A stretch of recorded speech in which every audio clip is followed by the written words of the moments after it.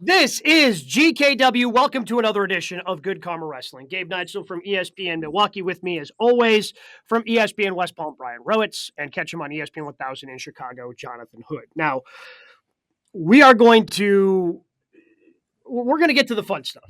And look, much like Michael Cole, Royal Rumble, it's my favorite event. Browitz is going to the Royal Rumble. We'll certainly get to that. But big WWE news today. It's been a big WWE news week. But everything coming out today, obviously, pretty heavy.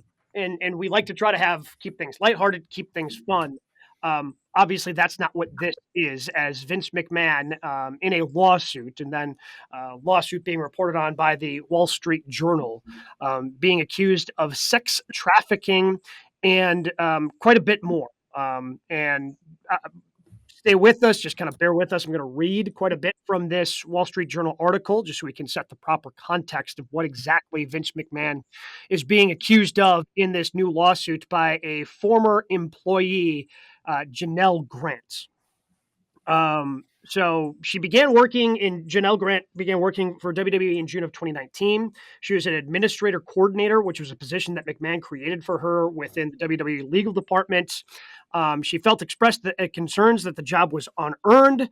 But McMahon told her all she needed to do was not tell anyone, and quote, it just has to look legit. She didn't have a ton of work. So McMahon at that point then was allegedly sending her sexually explicit messages, and sexual demands that he had for her increased.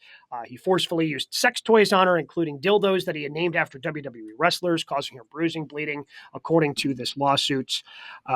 Grant alleged she complained to McMahon and made attempts to end this relationship. Obviously, it did not, because it then continued. So it goes from that and the sex trafficking part comes where he began, sharing nude photos, explicit videos of her without her consent to other WWE employees, including former WWE head of talent relations, John Laurinaitis. So McMahon, according to this lawsuit, and this again from the Wall Street Journal, McMahon recruited people to have sex with Grant as well, including WWE's former head of talent relations, John Laurinaitis, who is also named as a defendant in this suit. McMahon directed her to visit Laurinaitis at his hotel rooms, where she had sex with Laurinaitis prior to the start of work days, the suit alleged. McMahon controlled her professional and personal lives and subjected her to denigration, according to the suit. In June 2021, an encounter inside the WWE office. The suit said that McMahon and Laurinaitis forced themselves on her and took turns restraining her for the other, while saying no means yes and take it. Insert your expletive there. Where then this continues to turn, and then the sex trafficking parts. In July 2021, the suit says that McMahon instructed Grant to create a personalized sexual content for a WWE superstar that he was trying to resign. The suit does not name the professional wrestler, but described him as both a UFC fighter and WWE talent. People familiar with the matter identified the wrestler as Brock Lesnar, who is one of WWE's biggest names. Again, that's directly quoted from the Wall Street Journal article. The suit said that McMahon shared explicit photos with the star and informed Grant that, quote, he likes what he sees. After the star agreed to a new WWE contract, McMahon texted Grant in August 2021 to say, quote, that part of the deal was bleeping you. That December, McMahon gave Grant's personal cell phone number to the WWE star, the lawsuit said. The wrestler asked her to send a video of herself urinating, the suit said, and after she did, he called her again, another expletive. That same month, the suit said the star expressed a desire to, quote, set a play date, but a snowstorm disrupted travel plans. In January 2022, the suit said McMahon told Grant that his wife, Linda McMahon, had discovered the relationship, and he pressured Grant to sign an NDA in exchange for payments. The CEO warned Grant of reputational ruin that included pornographic content that he had of her. He paid her about $1 million in February, the suit said, and then later stopped making the payments. So again, there was an allegation of a $3 million hush money payment here that he allegedly only paid $1 million of. And a part of this lawsuit, she is saying, hey, that NDA should be considered null, void. None of that should be factored into what this is. Grant alleged that the company diverted attention away from McMahon's abuse by focusing on the accounting for the payouts. Again, this was a big internal investigation that they had a couple of summers ago in the summer of 2022, when the board of directors decided they were going to look into all these hush payments that we discussed and covered here, and then eventually led to Vince McMahon resigning from WWE. Others at WWE knew about McMahon's misconduct, but worked to conceal the wrongdoing. That is according to the suit. TKO, of course, now the parent company of this whole thing, issued a statement about the entire ordeal saying, quote, Mr. McMahon does not control TKO, nor does he oversee the day-to-day operations of WWE. While this matter predates our TKO executives team's tenure at the company, we take Ms. Grant's horrific allegations very seriously and are addressing this matter internally. Now, that is true. Vince McMahon does not control day-to-day operations of WWE. However, he is the chairman of the TKO board. Right. That is his official title within TKO. So again, I know that's a lot of information that we just threw out there. It took me about 5-6 minutes just to kind of go through there. But this is, and I don't want to downplay everything else that has gone on with Vince McMahon previously, because all of that is horrific. This is now taking it to another level where I honestly do not know what happens within WWE, because all of these allegations are horrifying. There also were some text messages that we will not read on the air. A lot of them have been retweeted at GKW_wrestling. For those of you that missed it, it is on our social media, so you can read for yourself the alleged text messages that were sent by Vince McMahon. Guys, this is a very difficult time to be a WWE fan. And at this time, my advice would be, and I've always said this, to be a fan of the talent, the men and women that work hard in the ring to entertain us. Because behind the scenes, whether it's alleged, whether it's true, whether it's not true, the point is, though, is that where there's smoke, there's fire. There's been way too many of these stories that have been out there that we have covered here on GKW and everywhere else that tells you that Vince McMahon was acting out his personal fetishes and fantasies on the screen for our entertainment. Because we continue to see over the last, 6 hours, people pulling up clips going back to when Mr. McMahon became a character and a womanizer and all these other things. And it's weird. It's weird, and it's disgusting, and it's eerie how some of the things that we've read about just from the Wall Street Journal kind of relate to some of those clips that he had on those vignettes or those sketches that he'd have with female talent in the WWE. I guess what comes to mind after reading the Wall Street Journal today is who else knew about this and who else is involved with this and who else is going to be taken down because of this. Vince McMahon has no power. He has no power. This is all we talked about, the setup from Ari Emanuel and TKO. They just wanted to set up this deal so that way they had money coming in, but Vince has no teeth in the company. I like to know about Triple H and Stephanie and Shane and Linda McMahon even further, and others that were close with Vince McMahon to find out what they knew about this. Did they know allegedly that a woman was being raped in the offices of Stamford, Connecticut? Were they aware of this? My whole thing is that we can look at it and look at how much we enjoy the wrestling, but behind the scenes, there's just way too much of these stories about Vince McMahon that's going on for this company. And I don't know how they come out from this. Broads, you will be at the Royal Rumble. I will be fascinated to find out whether or not Triple H has a press conference to answer any of this. They can't, right? Like Gabe and I were talking about before, there's no way they can put themselves in front of the media on Saturday. No, because, think about this, at the last AEW pay-per-view, at World's End, there were some rumors and a couple of social media posts about Chris Jericho. Yep. And nothing really specific, just kind of some allegations that were out there about maybe he, there was some sexual harassment going on behind the scenes. So, and those were secondhand allegations, by the way, like not to defend Jericho, but that wasn't coming directly from anyone.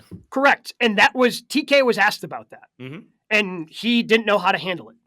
And Triple H probably knows how to answer these questions better, but at the same time, like, he can't be you can't put him out there after the show and then have to answer these questions. I think WWE has to protect themselves. TKO has to protect themselves in this instance because somebody's going to ask the question. Somebody's going to ask Hunter, what did you know? Because right now, I think everything's on the table. Yep. I think everything. I doubt that Hunter loses his job over this, but it's a greater than zero chance that he does. I don't think he's completely safe. You mentioned Stephanie. It's some things about her and why she decided to step away when Vince came back. Makes a lot of sense right now. And who knew what? When did they know? The investigation. This also alleges clearly a sham. It also alleges that everybody knew it was a sham when they did their internal investigation back in the summer of 2022 when Vince McMahon initially resigned. I can't imagine that he's still going to be on the board when this is all said and done.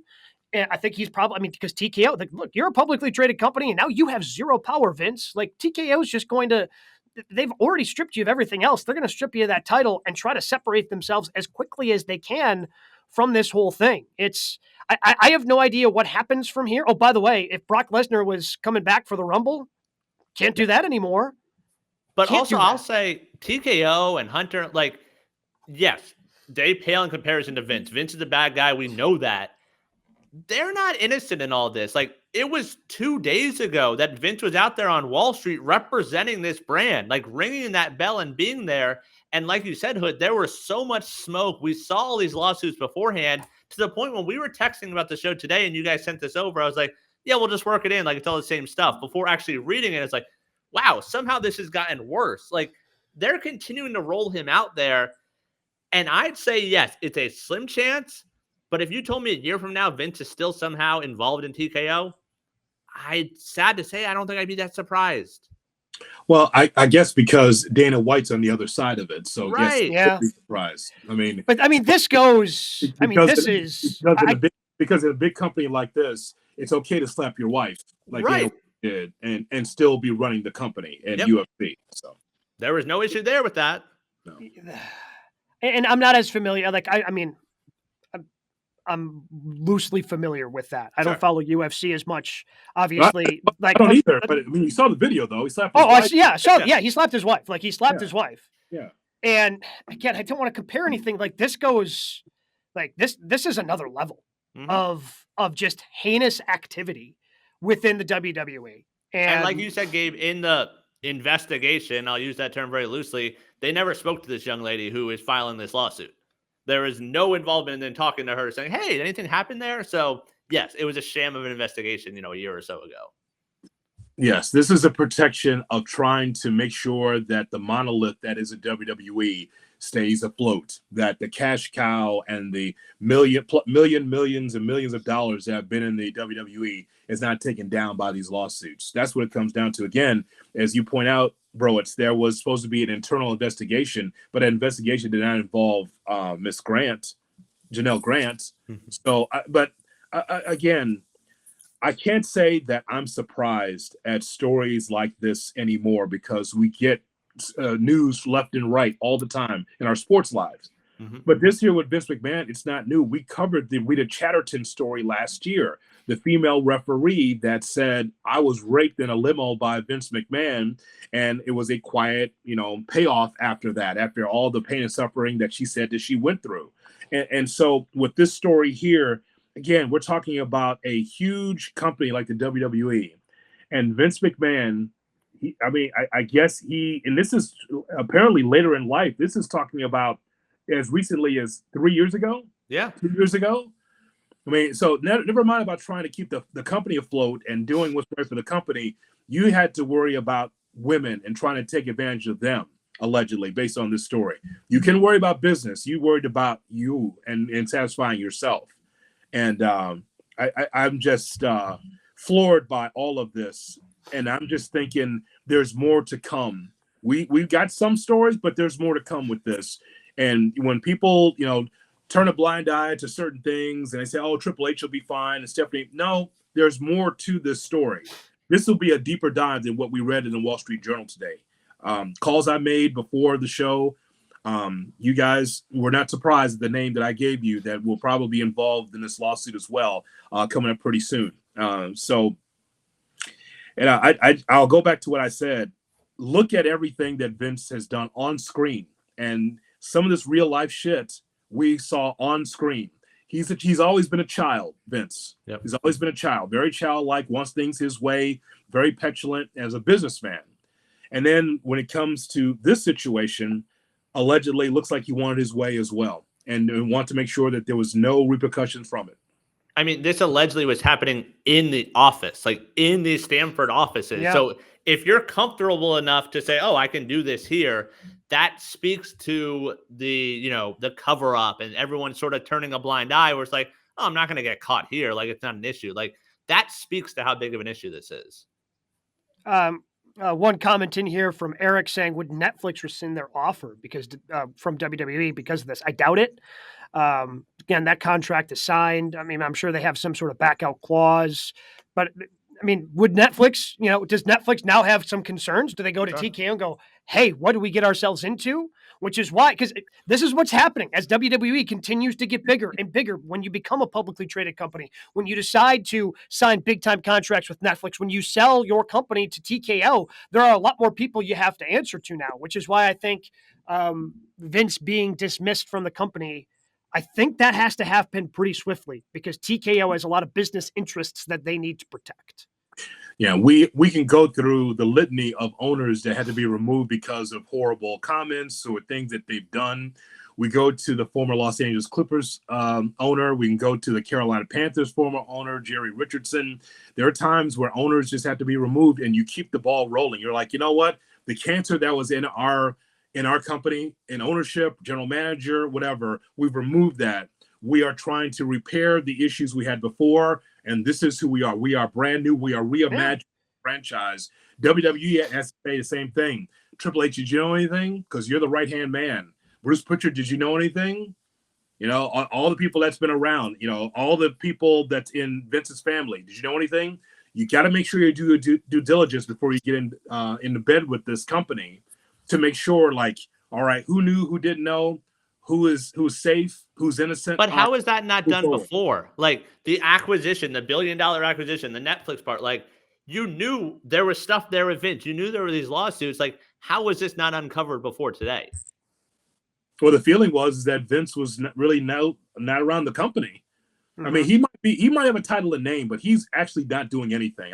We're not BSing the audience. Yeah. Like, he's not at Gorilla. He's not pulling the strings. This is Triple H's show. I'm sure that Netflix probably says, so what's up with Vince in this lawsuit? It's still ongoing, but he has nothing to do with the company. All right, this is all the Paul Levesque show. All right, we can move forward with that because we trust him so far. Yeah. Well, so Jimbo just threw it up there. Over under 20% Triple H gets fired. My guess is less than that, but again, I don't know. Like, we're so early in this. It's what did you know? When did you know it? Did you help cover it up? And if there are any sort of text messages, if there are any sort of paper trail that leads back to Triple H helping cover this up, that's not going to be good for him. And I have no idea what happens there. I mean, this was, again, it's just still so jarring to read the bottom third of our screen. Vince McMahon accused of sex trafficking. Like, the Vince McMahon accused of sex, whatever after that. Yeah. It's as sad as it is, like, we kind of became numb to it because of all the other things that have happened. This is taking it to a completely new level. And TKO is now in charge. They're not going to do a sham investigation. They're going to dive into this. And there are, like you said, Hood, there could be some names that who knows what happens. And, the fact that this has just been such a wild roller coaster week for WWE, going from one of the biggest announcements in company history, that they signed a 10-year, $5 billion deal with Netflix for Raw, to now this. It's the highest of highs and it's the lowest of lows. It's just... So, Ryan Lambert says something that I think is important for everybody, and that is the hope is that all victims out there are getting some sort of healing from all of this. That is absolutely correct. Yep. Is that, I mean, we look at Vince, but also we have to think about the victim. When she alleges that Vince McMahon defecated in her face, that she was part of a threesome, that she felt pressured into being with the company and doing the things that allegedly has been put out there from the Wall Street Journal. Well, and kudos to her. Kudos to Janelle Grant for coming forward, man, because it is Vince McMahon's one powerful guy. Yep. And he can insert that influence in a number of different ways. And for her to come forward, I can't imagine. I can't imagine having to go through it. And then, you know what? I'm cool with reliving this because this needs to happen. Like, good on her for coming forward.